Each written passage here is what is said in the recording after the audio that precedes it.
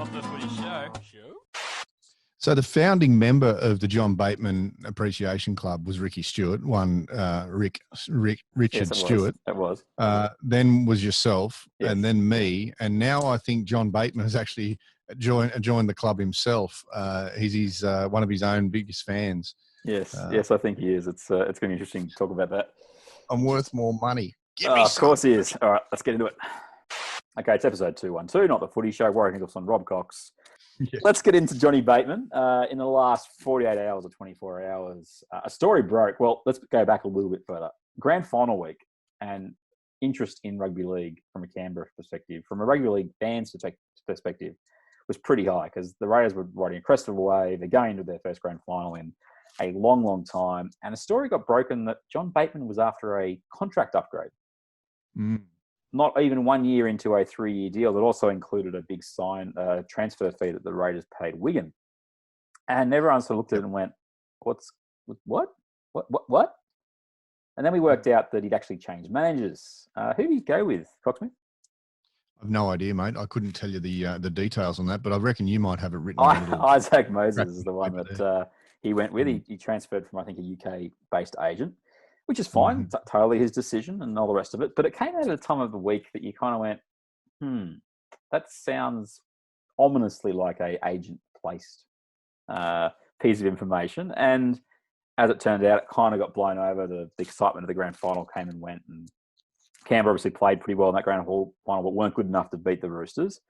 Then Bateman's had a reconstruction of his shoulder that apparently he was playing with towards the end of last year. And then in the last 24 hours, James Hooper has opened back up that can of worms and claimed that the Canberra Raiders rejected John Bateman's request to be released 4 times across the off-season.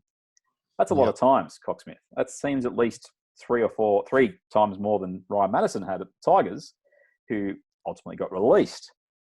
Then Johnny Bateman got on Twitter, and he was pretty forthright in his slapdown of James Hooper. I do have the tweet here. Forgive me as I polish it up, shall we say. John Bateman on Twitter says, "You better stick to polishing that bald head, big fella, because you're something at being a journo. Never once have I asked for a release. Beep story, #fake news." Now, you know that I'm a big fan of the staff writers at Fox League, mate.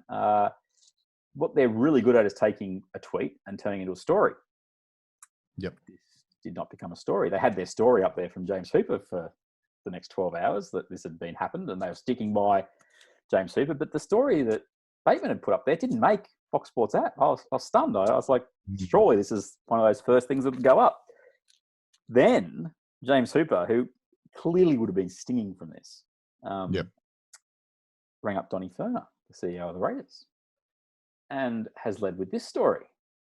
Canberra boss Don Ferner has confirmed the Raiders have given England back rower John Bateman permission to test his value on the open market. Now, the difference, Coxsmith, in this is interesting because asking for a release 4 times and actually having permission to negotiate with other clubs is different. Fair? Yep. The comment made by Bateman isn't technically incorrect. He's saying he didn't ask for a release. Yep. Yet, we now have John Bateman back on Twitter 24 hours later saying this, and I'm going to quote it again. Starts off with a kissing emoji. Hey guys, just let you know. It's all good. He said, "Like I said yesterday, I never once have I asked for a release, neither has my management. Canberra gave me permission to talk to other clubs months ago because they're tight on the cap next year and have nothing for me from 2022 onwards. I have a renegotiation clause in my deal for every year. That's why we are working through it. I love the Raiders and want to be here. So settle yourselves down and let's talk about the season starting back up." Now, I've given you plenty of information there. Where do you sit right now in regards to your immediate reaction to this? Are you surprised? Are you shocked? Are you like, well, that's what it is. It's Ryan Madison all over again. Where do you, based on what you think you can say, where are you sitting right now, Coxsmith? Okay. Well, the way I see it, with the new management team that it's come in, they haven't made any money out of John Bateman yet. And they're not likely to because they didn't sign him up to the $580,000 that he's on at the moment at the Raiders. His former management did, who will continue to receive 6% of that unless there's a contract upgrade. So I mean, the cynic in me says that maybe Isaac Moses and co are agitating for a new contract with whoever. Yep. It doesn't matter who it's with, because until they get another contract or an updated contract, they make zero money out of it. And that's actually the best part about the Hooper article that followed it up. But I'm going to hold that little nugget till we get there. Well, yes. I haven't read it, but exactly. But I'll let you know that information soon. Yep.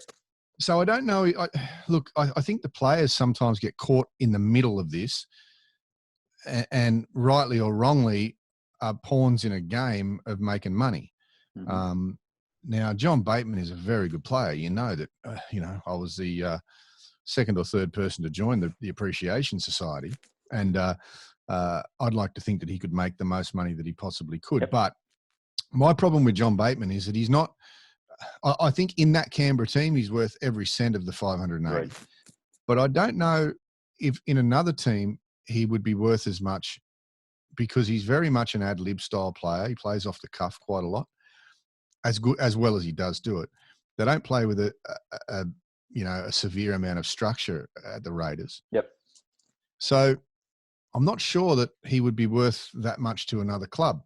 Okay, but I mean, look.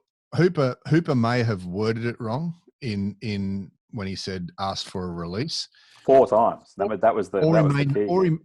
Or he may not have worded it wrong. I mean, 4 times is 4 times, and if Don Ferner is saying 4 times, then it's 4 times. No, Don Ferner said that he gave him permission to negotiate with other clubs, not right to test his value on the market. Not that he knocked him back 4 times. He's not saying that. Okay, but look, where there was smoke, obviously Hooper had. He might have had the details a little bit wrong, but he had the story fairly right, meaning either Bateman wanted to negotiate again or he wanted out.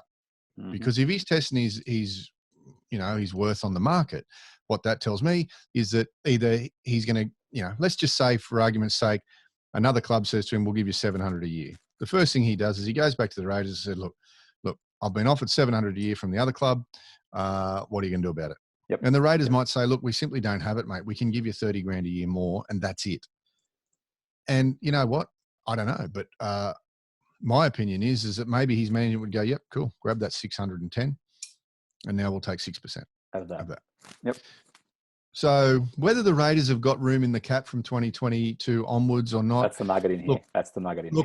Look, they've got room for whoever they want. Correct. So you don't need to worry about them not having room for John Bateman. They'll either have room for him or they won't, and that'll be their choice. After 2022. So look, I don't know, mate. I think it's a journo got a whiff of a story. The player calls BS on the story, but not necessarily. The framing of the story is what he's called. That's the interesting part. He's called out the way it's been framed. Didn't like that he was the one that's asked for this. Yeah, but they clearly want to renegotiate something because of something, and they want to renegotiate the contract because either he wants a lot more money, and maybe the managers are saying to him, "You're worth heaps more, mate. I'll get you $750 to another club." So that gets the ship rocking a little bit, and then next thing you know, the player thinks, "Oh well, I can make nearly $200,000 a year elsewhere. Why wouldn't I?" But I think when the dust settles, if he's still in Ricky's good books and not on his SH1T list, I think you will find that John Bateman will stay at the Raiders for as long as Ricky wants him there. That's what I think the wash-up will be. I don't disagree with the way you've evaluated that. You have brought up a couple of things that certainly stick out to me, and that is the question you made about how much is he worth in the open market. Well, he's worth as much as last year made him worth. Because let's be honest, not everybody was convinced that Canberra made the right decision. Paying a transfer fee that's reportedly like $200,000 or pounds, there's a difference in that. They'd also signed him to big money for an unproven player in the NRL, and he'd been good at test level, but he wasn't like when he came over here. I'd seen a bit of him, and I thought there's a player here for sure, but I didn't think he was as good as what he turned out to be. And this is where I find the Ryan Madison example as the one that's the best to look at, is that Madison turned 6 months of good football into massive money at Para after he effectively got told that the Roosters, we haven't got a spot for you. Okay, that's how quickly that turned around. At least Bateman was an established international. in the prime of his career and coming out to test himself. And that's all. And that's why I think Canberra fans gravitate towards. Like, mate, you're leaving some good money overseas to come and have a go here. Yeah. And the frustration I have as a league supporter / Canberra fan is that you signed a 3-year contract, mate. Like, in the sense that, and you got really good, like he's on $200,000, and even then I'd still struggle to feel sorry for him. Not chicken feed, mate. $580,000. Whatever it is, but it's almost $1.8 million. But that's the thing. It's like, so okay, that's not enough for you. And if your management are telling you can get more money, that's great. But this is where the stick gets in my craw, or whatever the saying is. You've hit the nail on the head in regards to the new management. We can get you more money, thus we can get money. Get that. But Bateman came out last night and absolutely floored Hooper with a combination right, left, boom, boom. He's on the floor. Fans loved it. I loved it as a footy fan. I just went, it's lovely to hear. I love the fact, well, everyone used it pretty much. That's the way media's going now. Again, still didn't appear on the Fox Sports app. But what really hit me about it was, mate, at least it's a refreshing take. I mean, I wasn't naive enough to think for a second that maybe this isn't. I'm not saying that it's not all true.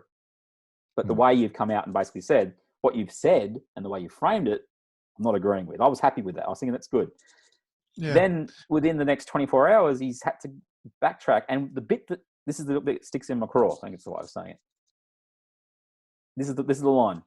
Canberra gave permission to talk to other clubs months ago because they're tight in the cap next year and have nothing for me from 2022 onwards. Is that necessary? I don't mind if he just said Canberra gave permission to talk to other clubs.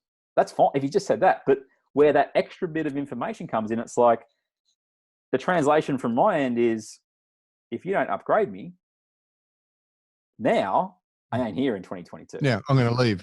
That's the translation. And John Bateman, who has been a breath of fresh air on social, and he clearly just loves what he does, currently has a busted shoulder. He's apparently not going to be ready for round 3. He is one injury from maybe being cactus. And Canberra fans love him. And where he stepped in it, I think, here is, and he's got every right to step if he wants to. That's I'm not saying he shouldn't have said anything. But I'm saying there's a certain level of responsibility that now is on his shoulders, which is, if you want to fight fire with fire, well, you're going to get burnt. And that's what's happened, is it? People are going to look at this and say, well, you just want more money, which is fine. But he can't play the card he played last night on Hooper. And then that's the bit that I struggle with. You're going to cop it, mate. And that's your prerogative. If you want more money, that's great. But you can't tiptoe around it now. You've gone in feet first. And whatever you cop from here is what you're going to cop. I've got an issue with just something that you just said there, and you and I see eye to eye on 99% of things. But I don't think it is fine if he wants more money. I don't think it's fine. I don't think it's fine at all.